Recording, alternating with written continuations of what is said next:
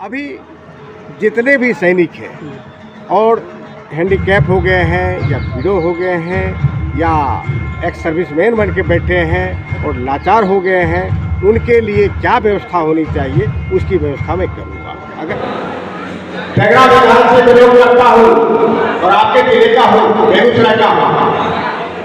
घर मेरा बरौनी गांव है, बरौनी फ्लैग स्टेशन के पास एक गांव है, वहाँ का मैं निवासी हूँ। और जो विधानसभा चुनाव है अगला 2 नवंबर में 1 तारीख को होने वाला है, उसका मैं विधायक प्रत्याशी हूँ। मैं 20 साल देश की सेवा किया हूँ। एयरफोर्स से रिटायरमेंट के बाद में लगभग 8 साल से समाज सेवा में लगा हुआ हूँ और ये मेरा अनवरत प्रयास है। आप योग कह लीजिए कि मेरा ये भागीरथ प्रयास है। मैं हर साल बच्चों के लिए, चाहे वो 4th क्लास के बच्चे हों या BA पास के बच्चे हों, सभी के लिए हर साल मेधा प्रतियोगिता परीक्षा कराता रहता हूँ। और जो बच्चे अव्वल आते हैं उनको बड़ा से बड़ा इनाम प्रोवाइड करता हूँ, इनाम प्रदान करता हूँ। जैसे मोटरसाइकिल है, लैपटॉप है, मोबाइल है, छात्रवृत्ति, कॉपी कलम, किताब, साइकिल और अन्य आकर्षक इनाम ये मैं हर साल करता रहता हूँ। और इसलिए करता हूँ कि बेगूसराय जिला में एक शिक्षा का अलग जगह है और उसमें मैं कामयाब हो चुका हूँ। नीति आयोग ने भी इस कार्य को सराहा है। आपको विश्वास नहीं होगा, बेगूसराय जिला पूरे 112 जिले में, भारत के पूरे 112 जिले में अव्वल आया है, टॉपर आया है, पहला स्थान पाया है। बहुत बहुत धन्यवाद आपको। और चूंकि मैं संघर्षरत हूँ, प्रयासरत हूँ, तपस्यारत हूँ, मैं चाहता हूँ कि पूरे बेगूसराय को अव्वल बनाऊं हर मामले में, हर दृष्टिकोण में, हर क्षेत्र में। और इसके लिए मैं प्रयासरत हूँ। अभी मैं तेगरा विधानसभा में 40 पंचायत है और 40 पंचायत में से 26 पंचायत में महिलाओं के लिए स्पेशली सिलाई कटाई प्रशिक्षण केंद्र फ्री ऑफ कॉस्ट खोल दिया और उन लोगों को फ्री ऑफ कॉस्ट सर्टिफिकेट मिलेगा और साथ में रोजगार सृजन होने जा रहा है। और सिर्फ महिलाओं के लिए नहीं, पुरुषों के लिए भी, युवाओं के लिए भी उसमें रोजगार सम्मिलित है और मैं इसकी पूरी व्यवस्था करने जा रहा हूँ। अभी कारगिल का विजय दिवस है, उस समारोह में शामिल हुआ हो। बहुत बहुत धन्यवाद आपको, आप हमें बुलाएं। बहुत बहुत धन्यवाद। नमस्कार, आप देख रहे हैं बेगूसराय खबर में, आपके साथ सौरभ कुमार। हमारे साथ खास मेहमान जुड़ रहे हैं। मैं बता दूं, उनका परिचय करवाना चाहता हूं। ये सबसे पहले मैं बता दूं, ये पूर्व वायुसेना के पदाधिकारी हैं और साथ ही साथ ये तेगरा विधानसभा के वर्कर समाजवादी समाजसेवी हैं। और इनसे इनका नाम है चंद्र प्रकाश कुमार। इनका नाम लोग आनंद जी के नाम से भी जानते हैं।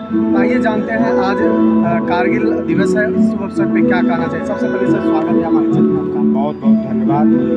अच्छी बात है, आप सही जगह पे आए हैं, सही दिवस पे आए हैं और ये एक अच्छा दिवस है।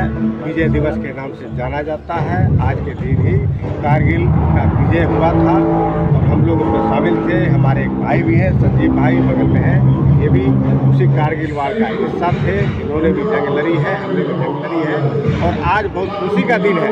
यह विजय दिवस है। हमने पताका लहराया था कारगिल वार में, पाकिस्तान के ऊपर में छक्के छुड़ाए थे। भले 2 महीना का वार था, लेकिन 2 महीने के वार में ऐसे ना कुछ चने चबाए हैं पाकिस्तान को हम लोगों ने, जो नानी याद रख रहा है। जो दोबारा युद्ध करने का फिर दोबारा कोशिश अभी तक नहीं किया है, उसी का परिणाम है।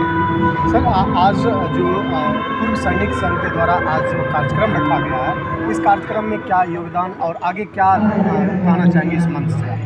ये तो यादगार दिवस है क्योंकि 26वां है और 26 तारीख है। संजोग देखिए 26वां और 26 तारीख, और ये यादगार दिवस है और हर साल मनाया जाता है विजय दिवस के रूप में, क्योंकि इसी दिन हमें विजय मिला था पाकिस्तान के ऊपर कारगिल वार में।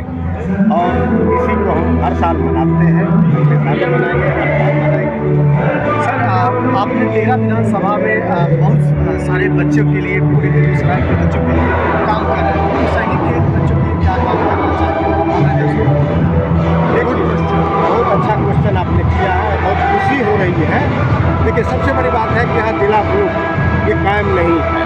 हमको मुंगेर भागना पड़ता था और अभी भी वही स्थिति है, यहाँ बना नहीं है, एस्टेब्लिश नहीं हुआ है। ये एस्टेब्लिश होना चाहिए। पेपर पर आ गया, पेपर पे आया है, एस्टेब्लिशमेंट नहीं हुआ है, मतलब बन के तैयार नहीं हुआ है, बिल्डिंग नहीं तैयार हुआ है, उसका रूपरेखा क्या होता है, खाका क्या होता है, वो तैयार नहीं हुआ, वो तैयार होना बाकी है। तो एक चलिए बहुत बड़ी उपलब्धि है कि भाई पेपर पे आ गया है, समय लगेगा और उसका प्रारूप भी तैयार हो गया है, ऐसा मैंने सुना है, और वो जल्द ही 6 महीना के अंदर में शायद हो जाएगा। जी, अभी जितने भी सैनिक हैं और हैंडीकैप हो गए हैं या विडो हो गए हैं या एक्स सर्विसमैन बन के बैठे हैं और लाचार हो गए हैं, उनके लिए क्या व्यवस्था होनी चाहिए उसकी व्यवस्था मैं करूँगा। अगर ऐसा हुआ विजय सुनिश्चित है, जी सुनिश्चित है, उसके बाद में।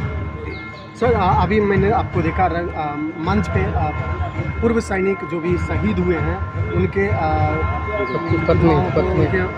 पति पत्नी, माँ बाप, पिता जो भी है, बच्चे यहाँ पर सम्मानित कर रहे हैं। क्या फील हो रहा था सम्मानित करके? बहुत प्राउड फील हो रहा है, क्योंकि हम भी उसका हिस्सा रहे हैं और हमने देखा है कि किन कठिनाइयों से वो देश की सेवा कर रहे थे और फिर शहीद हो गए।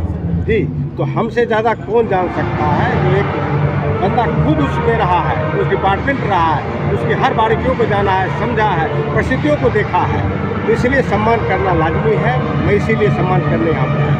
चलिए एक आखिरी सवाल, क्या संदेश देना चाहेंगे इस युवाओं को जो सेना में जाना चाहेंगे, उनको क्या संदेश देना चाहेंगे? ये देश की बात होगी, देश के गौरव की बात होगी, देश के प्रतिष्ठा की बात होगी। पहले देश है, फिर समाज है, गांव है या शहर है या राज्य है, जो भी है, तो पहले हमारा देश बचना चाहिए। अगर देश बचा तो हम बचेंगे। इसीलिए युवाओं को मैं बोलता हूँ कि आप पढ़ें लिखें, आगे बढ़ें और देश की सेवा में एयरफोर्स, आर्मी, नेवी को ज्वाइन करें। ये बहुत बड़ी बात होगी। चलिए बहुत बहुत धन्यवाद सर। जी सर, क्या कहना चाहेंगे सर? मैं ये कहना चाहूँगा, कारगिल विजय दिवस मनाया जाता है, एक औपचारिकता है, बहुत लोग दिलचस्पी नहीं लेते। मैं उस कारगिल युद्ध का भाई साहब के साथ ही, हम लोग एक रशियन एयरक्राफ्ट पर काम करते थे। हमने कम से कम 10,000 डेड बॉडीज़ को लाया। M32 aircraft twin prop engine है, जानते होंगे, और बैकबोन ऑफ इंडियन एयरफोर्स। हमने हज़ारों हजार लाश लाया है और कितने हजार ग्लेशियर में भी लाश पड़े हुए हैं, इसका कोई आका नहीं है। और हमने उन माँओं को देखा है, उन बहनों को देखा है। एयरक्राफ्ट से हम लोग की ड्यूटी लगती थी डेड बॉडी हैंड ओवर करने। वो कितना समय, विदीर्ण समय होता था। आप अगर होते तो आप भी रोते, खाना नहीं जाता था भाई।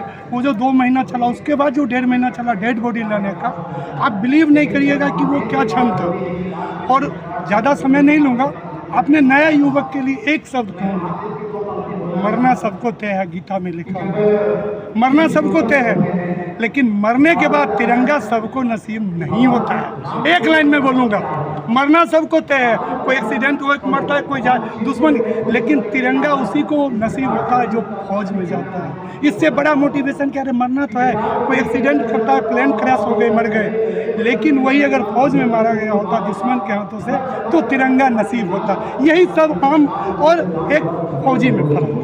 ज़्यादा समय नहीं लूँगा, बोलने के लिए बहुत कुछ है, क्योंकि उस कार्य युग में मैं डायरेक्ट ऑपरेशन में था। हमारे एयरक्राफ्ट पर जो एयर कमोडोर खुद उड़ा रहे थे, उसमें गोली भी चलाया गया। ये उस समय आगरा में थे, हम लोग आगरा से ऑपरेशन किए। आगरा और चंडीगढ़ मेन ऑपरेशन करता था। किसने देखा है? आज जो आप सुकून से बैठे हुए हैं, कोई भाई आपका लड़ रहा है, आप रात को सो रहे हैं, इसके बदले कि कोई वहाँ लड़ रहा है। ये सीख है। हम शांति से यहाँ घूम रहे हैं। आज जाइए, इजराइल की क्या स्थिति है, जिस देश में पाकिस्तान और अफगानिस्तान में क्या हाल है, वो सुरक्षित नहीं है, लेकिन हम आप सुरक्षित हैं। क्यों? हमारी सीमा सुरक्षित है। चाहे वो मिलिट्री ऑपरेशन के द्वारा हो, सिविलियन के सहयोग से। ये नहीं केवल कि फौजी लड़ते हैं, आप लोग भी लड़ते हैं। केवल गोली चलाना नहीं है, मीडिया का उसमें बहुत बड़ा रोल है। आप लोग भी उस लड़ने में वही सहभागिता देते हैं, हम लोग डायरेक्ट लड़ते और पढ़ते हैं, लेकिन आप भी उसके भागी हैं। एक सिविलियन भी जो उसमें जो रसद दे रहा है, खाना दे रहा है, दवाई दे रहा है, वो भी उसका भागी है। ऐसा नहीं है, इसलिए मैं कहूँगा नवयुवक के लिए फौज से अच्छा कोई जगह नहीं है। मैं फौज से आया हूँ, मुझे अभी भी लगता है कि आज बुलाए तो आज चला जाऊँ। बेटा को बोलता हूँ कि मरना तो है बेटा, वहाँ मरेंगे तो पूरा बेगूसराय में जश्न होगा, ऐसे मरेंगे तो कहेगा ये हो गया। तो ये सबको नसीब नहीं होता है, बहुत भाग्य वाले को फौज में शहादत नसीब हो। जय हिंद, जय भारत।